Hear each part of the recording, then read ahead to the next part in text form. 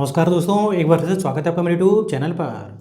तो आज की दोस्तों घटना शुरू होती है उत्तर प्रदेश से। उत्तर प्रदेश मेरठ जो शहर है वहीं पर पास में एक भेरू गांव होता है और वहां पर दोस्तों एक रजनी देवी नाम की महिला रहा करती थी। और ये पूरी कहानी रजनी देवी के ऊपर है। रजनी देवी के साथ कुछ ऐसा होता है जो कि दोस्तों सभी को सोचने पर मजबूर कर देता है। अब रजनी देवी जो है अपने हस्बैंड के साथ रहती थी, पति के साथ। उसका पति का नाम होता है महेश। और महेश के बारे में बता दूं तो महेश एक प्राइवेट फैक्ट्री में वहीं पर काम किया करता था और जैसे तैसे इनका घर का गुजारा चल जाता था। रजनी देवी महेश की दो बेटियां थीं, दो औलाद होती हैं और दोनों बेटी होती हैं। साथ में जो है रजनी देवी की सास या बोले तो महेश की माँ भी रहा करती थी, जो कि बूढ़ी हो चुकी थी। बाकी रजनी के जो है ससुर नहीं थे, महेश का जो है पिता नहीं थे, बहुत पहले एक्सपायर हो गए थे।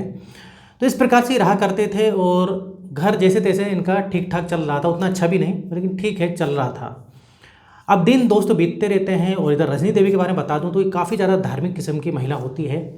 रोज़ सुबह पूजा पाठ करना, रोज़ सुबह मंदिर जाना, इस प्रकार से रजनी देवी का काम होता है। अब दोस्तों होता क्या है कि एक ऐसा समय आता है जिसमें कि ये जो महेश होता है उसकी नौकरी छूट जाती है। किसी कारणवश जो है फैक्ट्री से उसको निकाल दिया जाता है। मतलब ये बोला जाता है कि इतने वर्कर की ज़रूरत नहीं है, हम इतने में काम चला लेंगे, ऐसा कुछ होता है और महेश की नौकरी छूट जाती है। अब जब जब बेचारे महेश की नौकरी छूटती है तो वो बेरोज़गार हो जाता है। जब बेरोज़गार होता है तो इधर काफ़ी खाने पीने की भी दोस्तों दिक्कत हो जाती है। अब जैसे तैसे ये कुछ भी काम सोचता है मिल जाए तो अच्छा रहेगा। तो वहीं पर सरपंच जो होता है, सरपंच के कई सारे खेत होते हैं। वहाँ उस सरपंच के कई सारे खेत होते हैं और कई सारे वो मज़दूरों को लगा के भी रखता है। तो वहीं पर इसको महेश को काम मिल जाता है। अब भले ही जो भी पैसा मिले, कम से कम कुछ तो पैसा मिलना चाहिए ना। तो ये वहाँ पर सरपंच के खेत में काम किया करता था और सरपंच दोस्तों वहाँ का ऐसा था कि बहुत कम पैसे देता था। कम पैसों में जो है लोगों को रखा करता था। जो मजबूर लोग हैं उनको वो काम पे रख लेता था और कम पैसे दिया करता था। लेकिन फिर भी लोग करते थे क्योंकि उस गाँव में दोस्तों बेरोज़गारी ज़्यादा होती है और जब बेरोज़गारी होगी तो जो भी पैसे मिले लोग तो काम करने के लिए तैयार हो ही जाएंगे। अब ऐसे दिन बीतते रहते हैं। अब इधर पर दोस्तों ये रजनी होती है, रजनी देवी एक मंदिर में वहीं पर पूजा करने जाया करती थी, जो कि एक शंकर भगवान का उधर पर मंदिर था। अब उस मंदिर में डेली ये जो है सुबह सुबह जो है करीब 5 बजे के आसपास सुबह पहुंच जाती थी पूजा करने के लिए। कभी 5, साढ़े 5, साढ़े 4 इस प्रकार से सुबह जल्दी उठ के। अब इधर पर दोस्तों होता क्या है कि वो जो मंदिर होता है उस मंदिर में एक पुजारी था जो कि उधर से काम छोड़कर चला गया था। अब उस मंदिर में कोई पुजारी वगैरह नहीं होता है। लेकिन कुछ दिन बीतते हैं दोस्तों, वहाँ पर एक पुजारी आ जाता है। अब उस पुजारी का नाम होता है आलोकनाथ। आलोकनाथ उधर नया पुजारी को जब ये रजनी देवी देखती है तो काफ़ी खुश होती है कि चलो कम से कम मंदिर में पुजारी तो आया, क्योंकि भाई मंदिर की देखभाल करना है, पूजा करना है, तो इस प्रकार से पुजारी का होना बहुत ही ज़रूरी होता है। अब इधर पर ये जो पुजारी है दोस्तों, इस पुजारी को जो है सरपंच ने रखा था क्योंकि सरपंच के बिना उधर कोई भी काम नहीं कर पाएगा। कुछ भी काम करना है तो पहले सरपंच की इजाज़त लेनी पड़ती थी। तो काफ़ी लोग बोल रहे थे कि भाई कोई पुजारी रखो, पुजारी रखो। तो सरपंच ने एक पुजारी वहाँ पर आलोकनाथ को रख दिया था।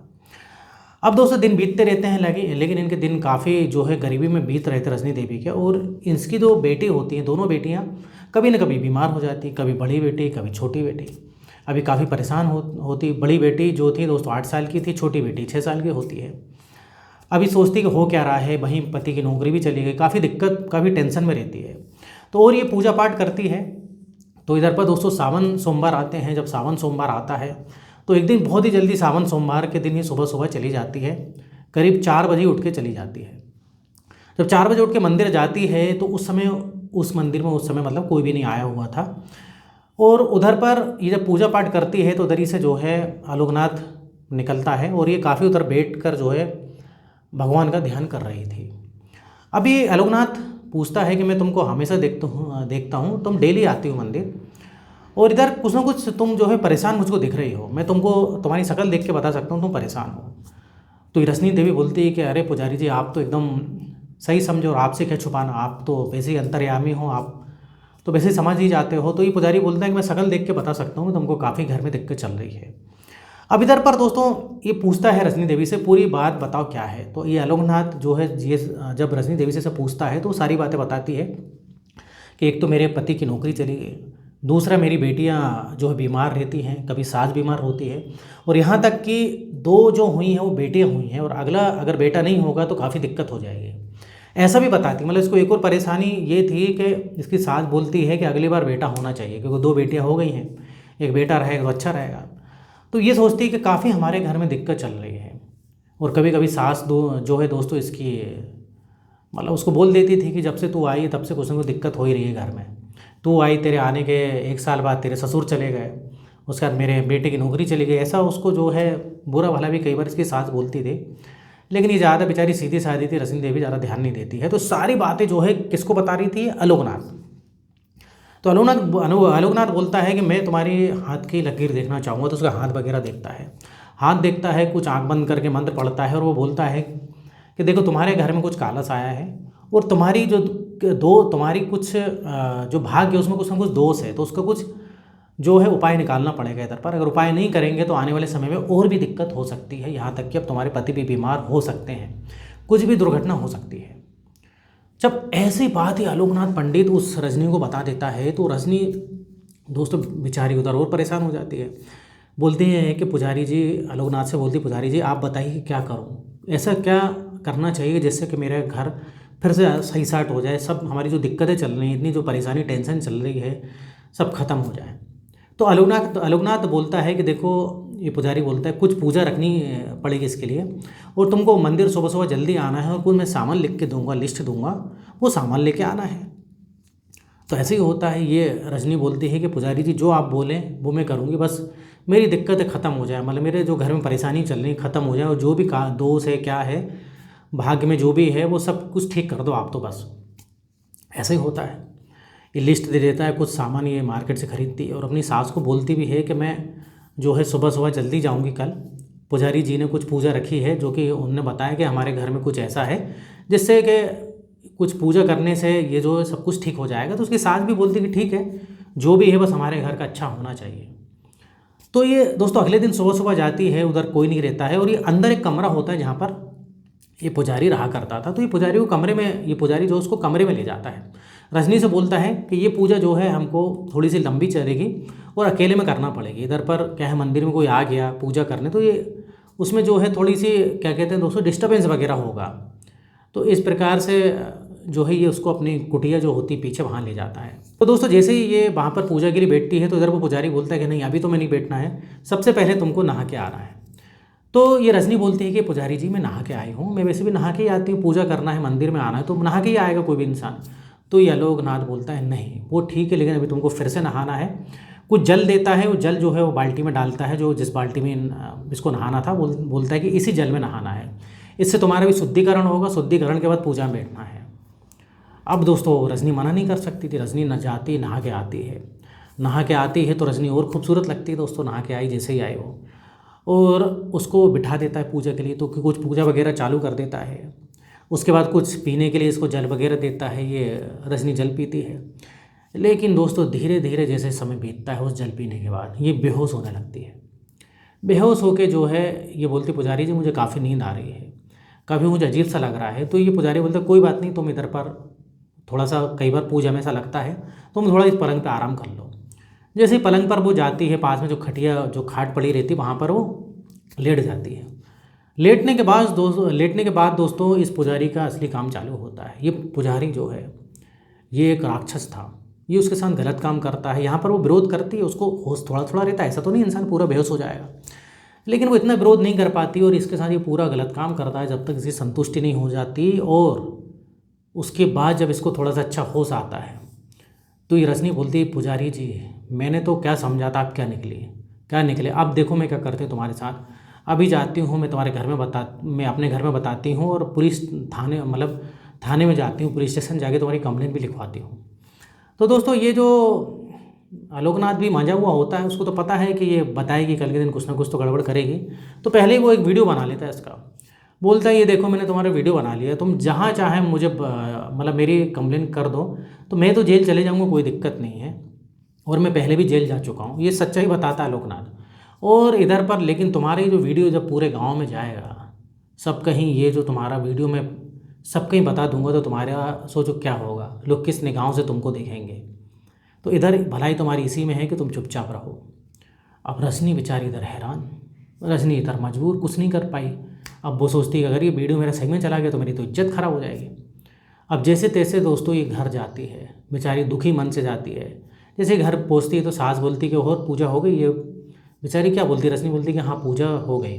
तो सास बोलती कि तू काफ़ी लेट हो गई, परेशान दिख रही है। तो ये रजनी बोलती कि हाँ मैं थोड़ा सा थक गई हूँ, पूजा थोड़ी सी लंबी चल गई। इस प्रकार से सास को झूठ बोल देती है। अब दोस्तों यहीं ये सिलसिला ख़त्म नहीं होता है। ये पुजारी जब चाहे जब उसको बुलाया करता था। इसने पहले ही बोल दिया था कि तुझको जो है इस दिन आना है, और तू नहीं आई तो तेरा वीडियो सब मैं बता दूंगा, तू सोच लेना।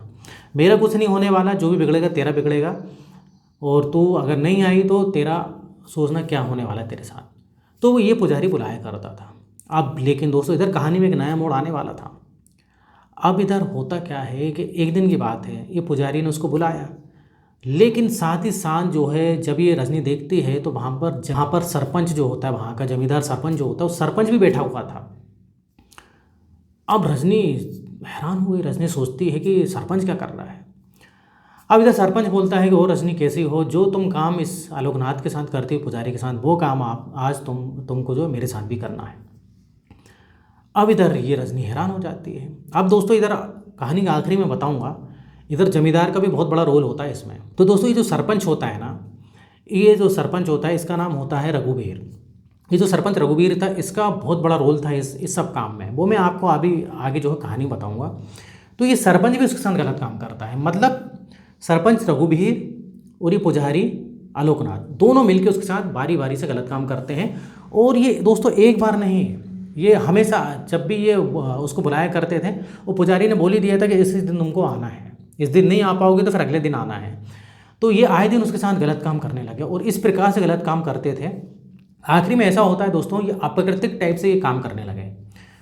अब इधर पर रजनी ना तो किसी को अपनी मजबूरी बता पा रही है, इधर पर यहाँ तक कि दोस्तों सरपंच जो होता है ना, वो रघुवीर, उसने एक और धमकी दे दी थी कि ये तेरे वीडियो तो है ही है, साथ में तेरे पति की नौकरी से भी मैं निकाल दूंगा। मतलब उसी के खेत में काम कर रहा था, ये सरपंच के खेत में, इसका जो पति होता महेश, बोलता मैं इसको नौकरी से भी निकाल दूंगा तो तेरे खाने पीने की दिक्कत हो जाएगी।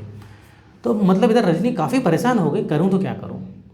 अब दोस्तों ये उसके साथ इतना गलत काम करते हैं और ऐसा सा काम करते हैं। रजनी से बोलते थे कि ऐसा कर वैसा कर, अगर तू नहीं करेगी तो तू सोच लेना, जो कि रजनी को पसंद नहीं था। कुछ इस प्रकार से इसके साथ गलत ये संबंध बनाते थे। अब रजनी दोस्तों बहुत परेशान हो जाती, काफ़ी दुखी रहने लगी। कई बार इसकी सास भी पूछती है, इसका पति भी पूछता है कि आजकल तुम बहुत दुखी रहती है, क्या बात है। तो ये बस एक ही बहाना बना देती, नहीं मेरी वो तबीयत आजकल सही नहीं रहती है, पता नहीं क्या क्या कुछ भी बहाना बना देती। अभी इधर किसी को समझ में नहीं आ रहा कि इधर चल क्या रहा है। लेकिन दोस्तों हद हो गई है, रजनी हार जाती है। रजनी हार जाती है और सोचती है कि इस प्रकार से मैं ज़िंदगी में नहीं जी सकती, क्योंकि रजनी ने क्या सोचा था, वो पुजारी के बारे में क्या सोच के गई थी और क्या हो रहा है उसके साथ। तो इधर दोस्तों क्या होता है कि रजनी जो है एक दिन कीटनाशक दवाई पी लेती है और वो सोचती है कि मैं अपने आप को ख़त्म कर देती हूँ। कीटनाशक दवाई पीती है और वहीं पर दोस्तों ये रात का समय था, करीब 11 बजे के आसपास तड़पने लगती है। जब तड़पने लगती है तो दोस्तों इसके बच्चे उड़ जाते हैं।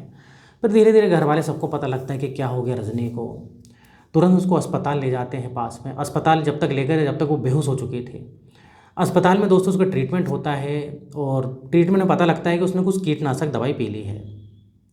एक दिन बाद उसको होश आता है। तो इधर कीटनाशक दवाई पी ली थी तो भाई पुलिस कंप्लेन जो होती है, क्योंकि हॉस्पिटल वाले पुलिस कंप्लेन करते हैं, क्योंकि दोस्तों कीटनाशक पिया है, मतलब ये आत्महत्या का मामला है और कहीं ना कहीं फिर कुछ ना कुछ तो इसमें मतलब किसी का हाथ है, ऐसा होता है। तो पुलिस भाई पूछताछ करती है। सबसे पहले तो उसके घर वालों से कि भाई कीटनाशक क्यों पिया। महेश के ऊपर शक करती है, उसकी सास के ऊपर शक करती है कि तुमने कुछ किया होगा। तो महेश बोलता है नहीं साहब, हमारी कोई गलती नहीं है। लेकिन दोस्तों इधर रजनी को ये बहुत अच्छी बात थी कि थोड़ा होश आ जाता है और पुलिस उससे फिर पूछताछ करती है। तो फिर रजनी दोस्तों सारी सच्चाई बता देती है कि वो आलोकनाथ ने ऐसा मेरे साथ किया, पुजारी ने, मैं क्या सोच के गई थी, क्या उसने मेरे साथ किया। फिर वो जमींदार जो सरपंच जो होता है, जमींदार सरपंच रघुवीर का भी नाम लेती है। अब पुलिस दोस्तों तुरंत एक्शन में आती है, क्योंकि मामला दोस्तों थोड़ा सा संगीन मामला था। तुरंत एक्शन में आती है और तुरंत जो है आलोकनाथ को पकड़ती है और ये जमींदार को पकड़ती है। अभी जमींदार और आलोकनाथ ने ये सोचा नहीं था, ये जो जमींदार सरपंच था इसने सोचा नहीं था कि ऐसा भी हो जाएगा। अब पुलिस जब पकड़ती है तो पूरी सच्चाई पता लगती है। सबसे पहले सच्चाई ये पता लगती जब पुलिस अपने तरीके से पूछती है। तो आलोकनाथ कोई आलोकनाथ नहीं था, पुजारी नकली नाम था और वो इस प्रकार से चोरी चकारी भी करता था, पहले से उसका रिकॉर्ड था। लेकिन अब बात ये आती है कि भाई इस सरपंच रघुवीर ने इसको क्यों रखा, क्योंकि रखा तो इसी ने था उस पुजारी को। तो दोस्तों ये जो सरपंच था ना, ये बहुत लालची किस्म का आदमी था। इसने जो है उसको इसलिए रखा था पुजारी को। पुजारी से दोस्तों एक बार ही कहीं गया था तो उधर मुलाकात हो गई थी इसकी पुजारी से। और पुजारी दोस्तों ये जो था ना आलोकनाथ, इस प्रकार से ये कई मंदिरों में इस प्रकार से चोरी चकारी करके भागा हुआ इंसान होता है। तो इधर पर सरपंच बोलता है कि देखो जो भी दान वगैरह आएगा वो हमारा आधा आधा रहेगा। कई बार इधर दूर दूर से भी लोग आते हैं, काफ़ी चढ़ावा इधर चढ़ता है और वो जो है पूरा मेरा जो है इसमें हिस्सा रहेगा, आधा आधा हिस्सा। तो सरपंच जो जमींदार सरपंच होता है ना रघुवीर, उसने ऐसी डीलिंग की थी। यहाँ तक कि दोस्तों ये सरपंच ने ये भी बोला था कि इधर कई सारी ऐसी महिलाएं मजबूर आती हैं जो कि इस प्रकार से आस्था के नाम पे कुछ भी करने के लिए तैयार होती हैं। तो उसमें जो है हम दोनों मिल बांट के, उसमें भी भाई हम लोग मिल बांट के काम करेंगे। तो ये पूरा प्लान दोस्तों सरपंच का भी रहता है, सरपंच भी मिला हुआ था, इसलिए सरपंच ने उस पुजारी को रखा था और कहीं ना कहीं ये कामयाब भी हुए थे। तो जब ये मामला सब सुनते हैं तो हैरान हो जाते हैं, लेकिन कहीं ना कहीं वही है ना दोस्तों, गलत काम का गलत नतीजा। एक दिन तो पकड़ा ही जाओगे, आज नहीं तो कल पकड़ा जाओगे। तो इनके पूरे कारनामे समझ में आते हैं। सरपंच वो और भी बहुत सारे कई गलत काम करता था और जो आलोकनाथ पुजारी नकली पुजारी था ये भी कई गलत काम कर चुका है। फिलहाल दोनों जेल में हैं। और इधर जो है अच्छी बात है कि रजनी ठीक हो गई है, नॉर्मल हो गई है। लेकिन रजनी के पति और सास बोलते हैं कि अरे तो तेरे साथ इतना कुछ हो गया तो कम से कम हम मुझको बताना तो था। तो इधर ये अपने पति से बोलती है अरे मैं डर गई थी, उसके पास मेरा वीडियो था ऐसा वैसा। तो वो वीडियो पूरा पुलिस बरामद कर लेती है दोस्तों, वो वीडियो में पता भी लग जाता है। और इसी के वीडियो नहीं, रजनी के और भी कई औरतों महिलाओं के वीडियो रहते हैं और भी कई महिलाओं के साथ गलत गलत काम करते हैं, आज इसके साथ तो कल उसके साथ। ये सारी सच्चाई की पोल पट्टी खुलती है जब दोस्तों पता है आपको, पोल पट्टी खुलती है तो पूरी जो है सब कुछ पता लगता है। तो इधर बहुत सारी ऐसी घटनाएं फिर सामने आती हैं जो कि सोचने पर मजबूर कर देती हैं। तो इधर दोस्तों मेरा वीडियो बनाने का पर्पस किसी के दिल दुखाना नहीं, ठेस पहुंचाना नहीं, बल्कि आपको सतर्क करना है। इस प्रकार से गलत बहुत सारे बाबाएँ जो हैं, नकली बाबा हैं, जो कि इस प्रकार से कुछ अच्छे भी हैं, ऐसा नहीं बोल रहा कि सभी बाबा नकली होते हैं। जो लोग पैसे की लालच में या बोल देंगे कि हम तेरी नौकरी लगवा देंगे, शादी करवा देंगे, तेरा लड़का नहीं हो रहा तो तेरा लड़का हो जाएगा, ये सब गलत होता है। ऐसा कुछ नहीं होता है। बाबा कुछ अच्छे होते हैं जो कि अच्छी सलाह देते हैं और बिना कोई लेन देन के, वही बाबा सही होते हैं। बाकी अधिकतर बाबा नकली हैं। तो ऐसे किसी आस्था और धार्मिक मतलब इस आस्था के चक्कर में आप ना फंस जाएं, तो थोड़ा सा आप ध्यान रखिए। बाकी दोस्तों आप खुद ही समझदार हैं, आजकल देख ही रहे हैं कितने सारे केस हो रहे हैं। तो इधर होता है दोस्तों वीडियो खत्म। वीडियो पसंद है वीडियो को लाइक करिए, इस टाइप की वीडियो बनाते रहता हूँ मैं। अगर आपने अभी तक चैनल को सब्सक्राइब नहीं किया तो चैनल को सब्सक्राइब कर लें। तो फिर मिलेंगे नेक्स्ट वीडियो में। यहाँ तक वीडियो देखने के लिए, बने रहने के लिए आपका बहुत बहुत धन्यवाद।